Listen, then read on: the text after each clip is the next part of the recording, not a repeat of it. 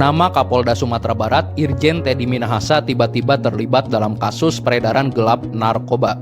Akibatnya, sosoknya yang semula ditunjuk sebagai Kapolda Jawa Timur menggantikan Irjen Niko Afinta ini pun dibatalkan. Bukan hanya itu, Jenderal Bintang 2 ini juga terancam mendapatkan sanksi etik serta pidana. Kapolri Jenderal Listio Sigit Prabowo mengungkapkan keterlibatan Teddy terkuak dari proses penangkapan 3 orang oleh penyidik Polda Metro Jaya. Berawal dari laporan masyarakat, berhasil diamankan 3 orang dari masyarakat sipil, kata Sigit dalam jumpa pers di Mabes Polri, Jakarta, dilansir dari kompas.com, Jumat 14 bulan 10 2022. Polda Metro Jaya kemudian mengembangkan perkara dari keterangan 3 orang tersebut dan menemukan keterlibatan polisi dalam dugaan peredaran narkoba.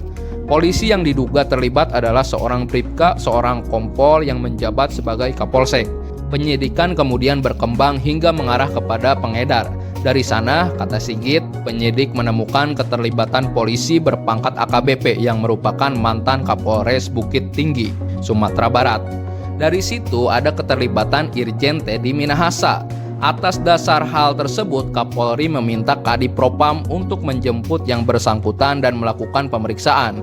Diberitakan Kompas.com Jumat 14 bulan 10 2022, Polda Metro Jaya membeberkan bahwa Teddy Minahasa diduga mengedarkan narkoba jenis sabu seberat 5 kg. Sabu tersebut ditujukan untuk Kampung Bahari yang terkenal sebagai kampung narkoba di Jakarta.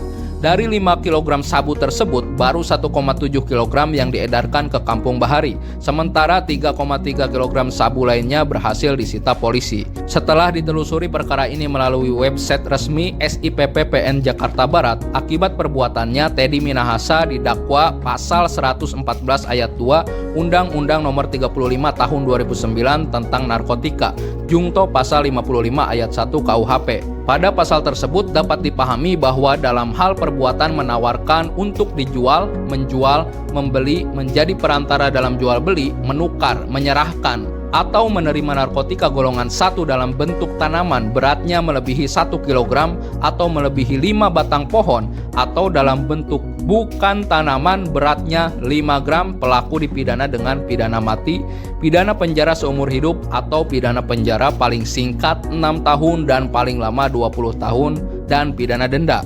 Adapun pasal 55 KUHP mengatur tentang penyertaan dalam tindak pidana. Pelaku tindak pidana bukan saja orang yang benar-benar melakukan, tetapi juga mereka yang menyuruh melakukan dan yang turut serta melakukan perbuatan pidana. Teddy Minahasa juga didakwa dengan pasal 112 ayat 2 Undang-Undang Nomor 35 Tahun 2009 tentang narkotika, Jungto pasal 55 ayat 1 KUHP.